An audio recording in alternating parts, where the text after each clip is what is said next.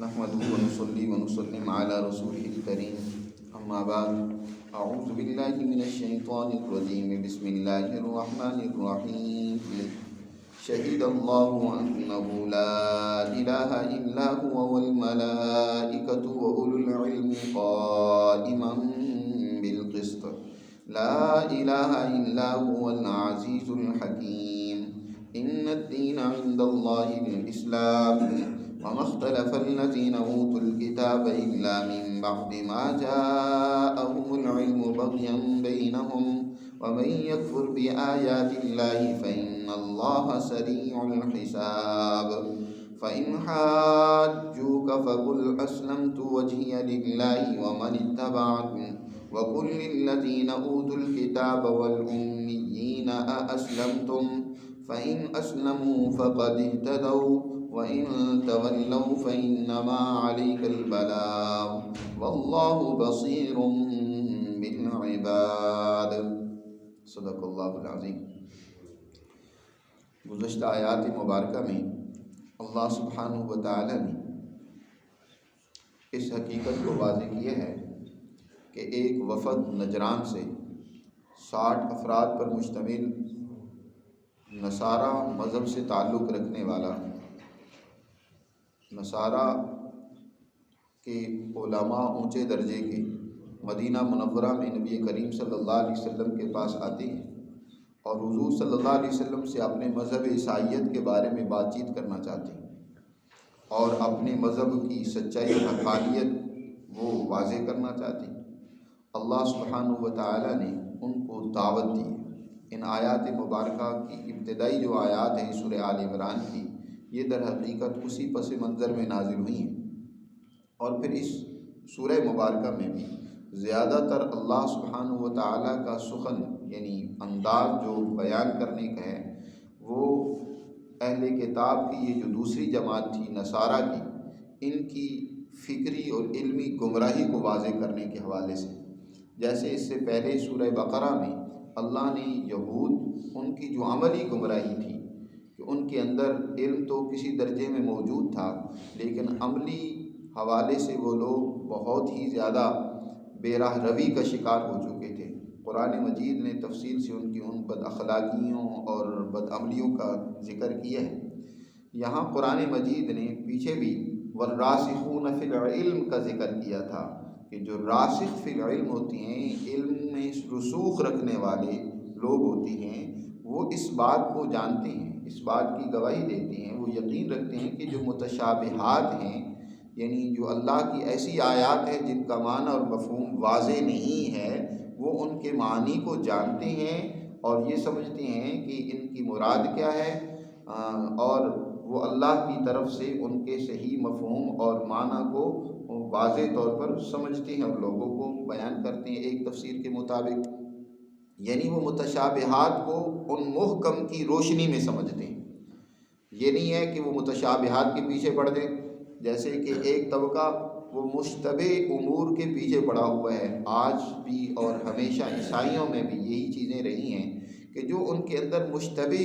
امور یا آیات تھیں انہی کو انہوں نے اپنی دین کی بنیاد بنا لیا۔ جیسے حضرت عیسیٰ علیہ السلام کے لیے اگر کہیں اللہ نے کلمت اللہ کا لفظ استعمال کی ہے یا روح اللہ کا لفظ استعمال کی ہے یا پہلی الہی کتابوں میں کہیں ان کو ابن اللہ کہا گیا کہ اللہ کے بیٹی ہیں، تو اس کا مفہوم ایک تو یہ ہے کہ واقعتاً وہ اللہ کے بیٹی ہیں حقیقی معنی میں،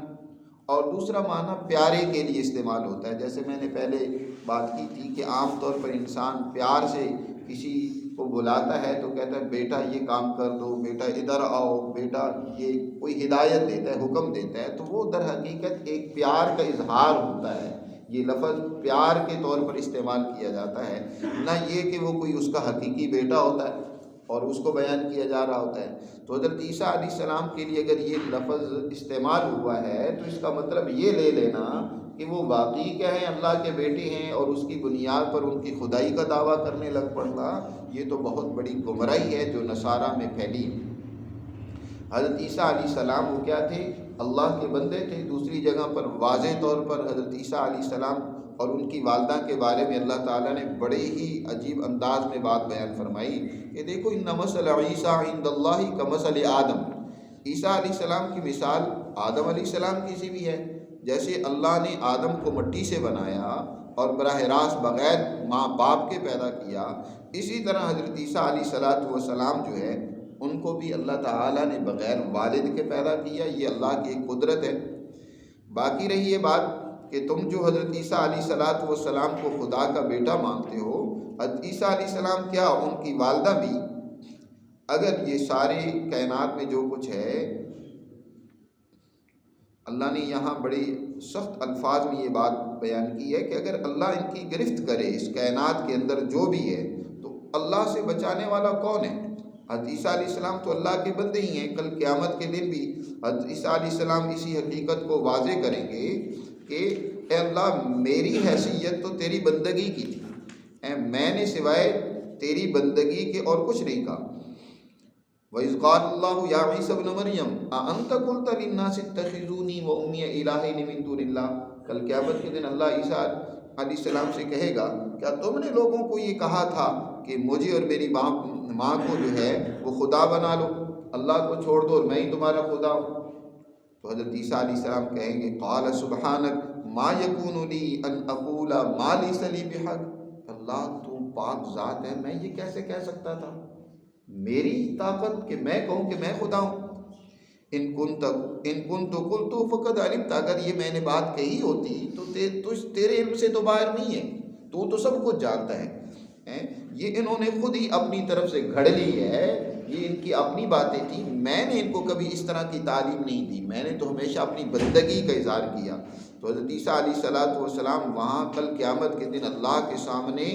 ڈرتے ہوئے لرزتے ہوئے کہیں گے تعذبہم فإنہم عبادک وإن تغفر لہم فإنک انت العزیز الحکیم. اے اللہ یہ تیرے بندے ہیں، تو ان کو سزا دینا چاہے معاف کرنا چاہے تیری مرضی، میں نے کبھی اس بات کی تعلیم نہیں دی. تو حضرت عیسیٰ علیہ السلام نے ہمیشہ اللہ کی بندگی کا اعلان کیا اور اسی طرح اللہ کی اطاعت اور بندگی کی ہی دعوت دی ہے. یہاں سے پھر جو آج کا درس ہے اس میں اللہ تعالیٰ نے 3 گواہیوں کا ذکر کیا ہے. ایک تو اپنی گواہی جو اللہ نے بذریعہ وحی دی ہے، اور دوسری فرشتوں کی جو اس کائنات کے مدبر اللہ کی اس دنیا کے اندر نظام کو چلانے والی جو انتظامیہ ہے وہ فرشتوں کی ہے. اللہ نے اپنے اس کائنات کے نظام کو چلانے کے لیے فرشتوں کی ذمہ داریاں لگا رکھی ہیں. تو وہ فرشتے بھی اس بات کی گواہی اور شہادت دیتے ہیں. اور اسی طرح جو اولو العلم جن کا پہلے ذکر گزر چکا ہے کہ راسخین فی العلم جانتے ہیں کہ ان آیات کا کیا مطلب ہے، روح اللہ یا کلمت اللہ کا کیا مطلب ہے. تو وہ اہل علم جو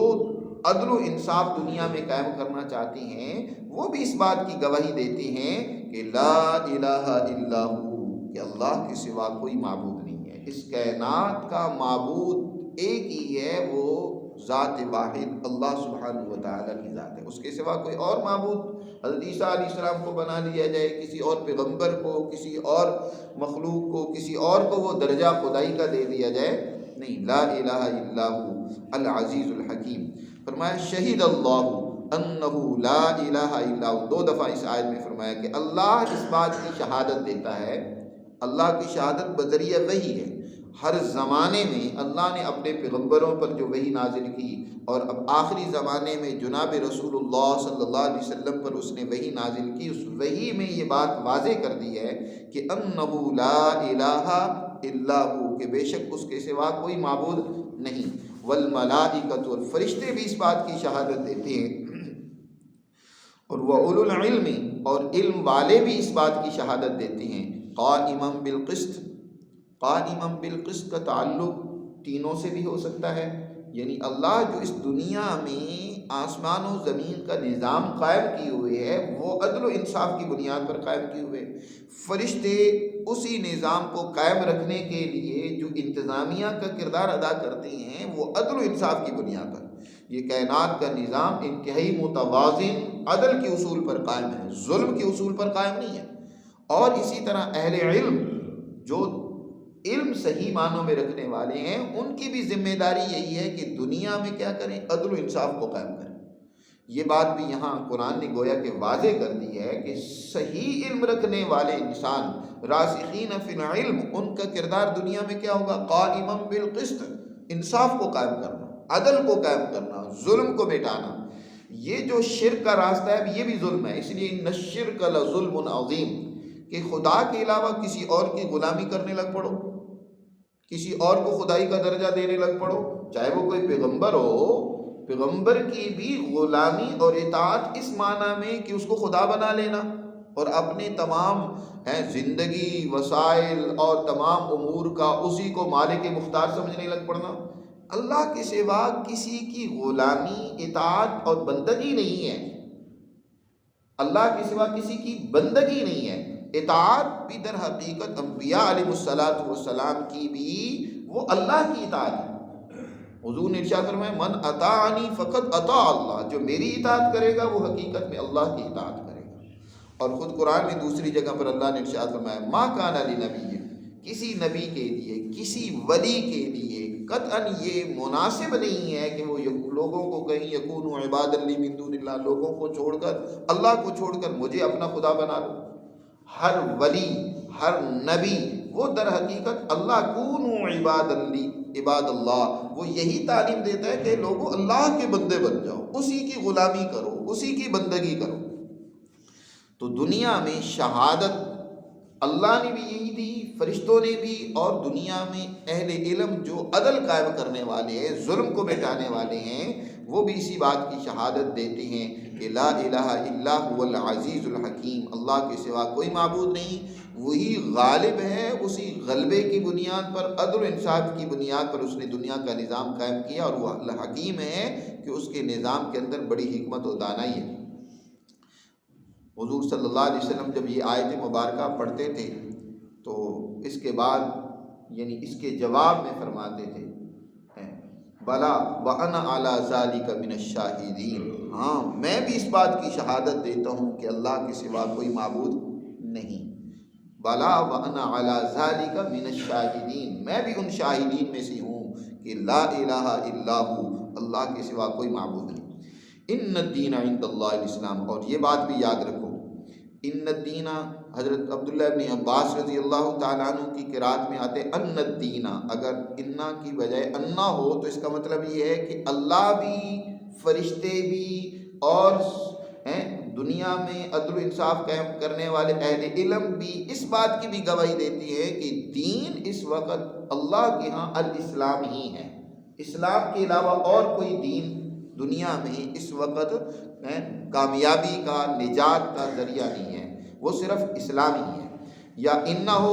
تو جو کہ جمہور کی قرات ہے اس کے مطابق یہ الگ آیت کا یہاں سے آغاز ہوگا، جملہ الگ ہوگا، اور اس کا مطلب یہ ہے کہ اللہ ایک نئی بات یہاں یہ بیان فرمانا چاہتے ہیں کہ انسانی نجات اسی میں ہے کہ وہ اللہ کی اطاعت اور فرما برداری کرے۔ اسلام کے معنی فرما برداری کے، اسلام کے دو معنی ہوتے ہیں، ایک تو فرما برداری کے اور دوسرا امن قائم کرنے کے۔ اسلام سلامتی سے ہو تو اس کا معنی امن قائم کرنا، یعنی اسلام در حقیقت دنیا میں سلامتی اور امن کو قائم کرنا،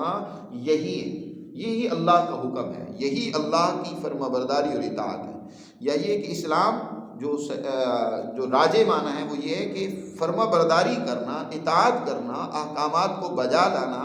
وہ اسلام ہے۔ اور یاد رکھو تمام انبیاء علیہ السلام کا مذہب اسلام ہی تھا، ان کے پیروکار بھی اسلام ہی پر تھے، یعنی اللہ کی فرما برداری کرنا۔ حضرت ابراہیم علیہ السلام کو اللہ نے ارشاد فرمایا اسلم، مسلمان ہو جاؤ۔ حضرت ابراہیم کہتے ہیں اسلمت لرب العالمین، میں رب العالمین کی فرما برداری کرتا ہوں، میں مسلمان ہوتا ہوں۔ مسلمان ہونے کا معنی در حقیقت اللہ کا فرما بردار ہونا ہے، اس کی اطاعت کرنا ہے۔ اور اب آخری نبی جناب رسول اللہ صلی اللہ علیہ وسلم اسی دین اسلام کو لے کر آئے ہیں، اب اس دین اسلام کے علاوہ کوئی اور دین ڈھونڈے گا، قرآن نے دوسری جگہ پر فرمایا وَمَن يَبْتَغِ غَيْرَ الْإِسْلَامِ دِينًا فَلَن يُقْبَلَ مِنْهُ، کہ اب کوئی دین اسلام کے علاوہ اور کوئی دین تلاش کرتا ہے، کوئی اور راستہ ڈھونڈتا ہے کہ اس کی پیروی کرتا ہے، اس کے اوپر چلنا چاہتا ہے، تو یاد رکھو وہ قطعاً اللہ کے ہاں قبول نہیں ہے، وہ مردود ہے۔ اب قبولیت صرف اسی دین اسلام کے اندر ہے، اسی قانون کی اتباع اور فرما برداری کرنے میں ہے۔ جس نے اس کی اتباع اور فرما برداری کی وہ تو مسلمان ہے، اور جس نے اس قانون کو چھوڑ کر کسی اور راستے کو اپنا لیا، جیسے یہودی ہیں، عیسائی ہیں، یا اب مسلمانوں کا بھی حال ایسے ہی ہوتا جا رہا ہے کہ دوسروں کے نظریات دوسروں کے افکار کے پیچھے دوڑتے چلے جا رہے ہیں، تو وہ مسلمان کہلانے کے قابل نہیں ہے۔ مسلمان وہی کہلائیں گے جو اللہ کی اس دین کی اتباع کریں گے، اس کے اوپر چلیں گے۔ فرمایا ان الدین عند اللہ الاسلام، بے شک دین اس وقت اللہ کے ہاں وہ اسلام ہی ہے، اس اللہ کے قانون کی فرما برداری کرنا ہے۔ اب جو اہل کتاب کے اندر اختلافات ہو گئے ہیں، ہر ایک نے اپنا فرقہ بنا لیا، اور وہ کہتا ہے جو ہمارے فرقے پر ہوگا وہ کامیاب ہے، وہی در حقیقت نجات کے راستے پر ہے۔ ہر ایک گروہ یہی کہتا ہے۔ اب مسلمانوں میں بے شمار فرقے بن گئے، ہر ایک فرقے نے کچھ ایک چیزیں اپنی علامت اور نشانی کے طور پر اپنا رکھی ہیں، اور وہ سمجھتا ہے کہ جس نے ان کو اپنا لیا وہ تو بس کامیاب ہے، اور جس نے ان کو نہیں اپنایا وہ کامیاب نہیں۔ مثلا آپ دیکھتے ہیں کہ اہل حدیث ہے، مثال کے طور پر انہوں نے چند ایک چیزوں کو دین میں بڑی اہمیت دے رکھی ہے، رفع یدین کرنا ہے، یا اسی طرح اونچی آواز سے آمین کہنا، نماز میں ٹانگیں چوڑی کر دینا، یا اسی طرح بریلوی ہیں، وہ کیا ہے، انہوں نے چند ایک چیزوں کو صلاۃ و سلام پڑھنا ہے، مخصوص سٹائل کی اور مخصوص رنگ کی پگڑی باندھ لینا ہے، درود و سلام پڑھ لینا ہے، بس وہ سمجھتے ہیں کہ یہی دین ہے، جس نے ان کو اپنایا وہی کامیاب ہے۔ اور یہ حال دیوبندیوں کا بھی ہے، ان کے ہاں بس جو تبلیغی جماعت میں جس نے وقت لگا دیا بس وہ تو بڑا دیندار ہے، اور جس نے تبلیغی جماعت کو نہیں اختیار کیا اس میں چاہے کتنی سچائی ہو، کتنی دینداری ہو، کتنا اخلاص ہو، کتنی للہیت ہو، وہ تو وہ پورے دین پر نہیں چل رہا، وہ ادھورے دین پر چل رہا ہے۔ پورے کا پورا دین گویا وہ ہماری جماعت میں ہی بند ہے۔ یہ جو گروہ بندیاں ہو گئی ہیں، یہ جو اپنے آپ کو ایک مخصوص سٹائل اختیار کر کے سمجھ لینا ہے کہ بس ہم ہی نجات پر ہیں، باقی تو سارے گمراہی میں ہیں، یاد رکھو یہ گمراہی ہے۔ یہی اہل کتاب کے اندر چیز پیدا ہو گئی۔ اہل کتاب میں کیا ہوا، ان کے پاس اللہ کی تعلیمات آئیں، لیکن قرآن کہہ رہا ہے وَمَا اخْتَلَفَ الَّذِينَ أُوتُوا الْكِتَابَ إِلَّا مِن بَعْدِ مَا جَاءَهُمُ الْعِلْمُ، اہل کتاب میں اختلافات پیدا ہوئے کب؟ علم آنے کے بعد۔ ان کے پاس سچا علم آیا، وحی آئی، اب چاہیے تو یہ تھا کہ اس علم کی اتباع کرتے، اس قرآن کی اتباع اور پیروی کرتے۔ انہوں نے ہر ایک نے اپنے ہی فرقے بنا لیے، اپنے گروہ بنا لیے، اصل دین کو چھوڑ دیا، چند ایک علامات اور جزوی چیزوں کو اختیار کر کے انہوں نے اس کو دین سمجھ کر اسی کی وہ دعوت دیتی۔ اور یہ بھی کیا ہوا، یہ جو ان میں فرقے پیدا ہو گئے، گروہیتیں پیدا ہو گئی، کس بنیاد پر؟ بغیم بینہم، آپس کی ضد کی بنیاد پر۔ یہ نہیں ہے کہ کوئی دین میں اتباع کرنے کی وجہ سے کچھ اختلاف ہو جاتا ہے، بعض اوقات ایک مسئلے میں اختلاف ہو سکتا ہے، لیکن سوچ دونوں کی اس مسئلے پر عمل کرنے کی ہو تو پھر تو کوئی حرج کی بات نہیں ہے۔ ڈاکٹر ہے، وہ کسی پیشنٹ یا مریض کے بارے میں 2 4 10 ڈاکٹر جو ہیں وہ ایک کمیٹی میں کسی مریض کا معائنہ کر کے ان میں رائے مختلف ہو جا سکتی ہے کہ ایک ڈاکٹر کہتا ہے کہ اس پیشنٹ کا فوراً آپریشن کرنا چاہیے، دوسرا کہتے ہیں نہیں آپریشن کی ضرورت نہیں، میڈیسن سے ٹھیک ہو جائے گا۔ اب ان سب کے پیش نظر وہ مریض ہے کہ مریض کو تندرست کرنا ہے، ان کے پیش نظر ضد بازی نہیں ہے۔ اگر وہ ضد بازی بنا لے، ہر ایک ہے کہ نہیں جو میں کہہ رہا ہوں وہ ٹھیک ہے، تو مریض کا تیا پانچا ہو جائے گا، وہ کہاں صحت مند ہوگا، وہ تو الٹا اور کیا ہے بیچارہ جلدی موت کی آغوش میں چلا جائے گا۔ اسی طرح اگر یہ اختلاف ہو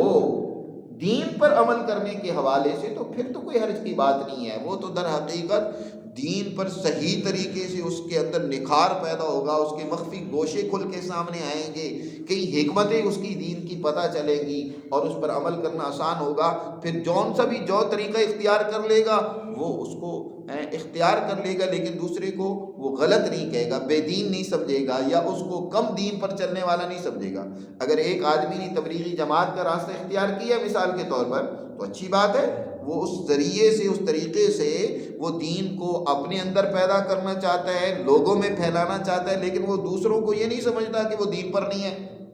وہ باقی لوگ جو ہیں وہ دین سے ہٹے ہوئے ہیں، دور ہیں، یہ نہیں سمجھتا، تو پھر تو کوئی حرج کی بات نہیں۔ یا اسی طرح باقی جماعتوں نے بھی اگر ایک طریقہ اپنا لیا لیکن وہ دوسروں کو گمراہ نہیں سمجھتا تو پھر کوئی حرج کی بات نہیں ہے۔ حرج اس وقت پیدا ہوتا ہے کہ اپنے طریقے کو تو تم سمجھنے لگ پڑو کہ جناب یہی طریقہ واحد ہے کامیابی کا، باقی تو سارے غلط ہیں، باقی تو درست نہیں ہے۔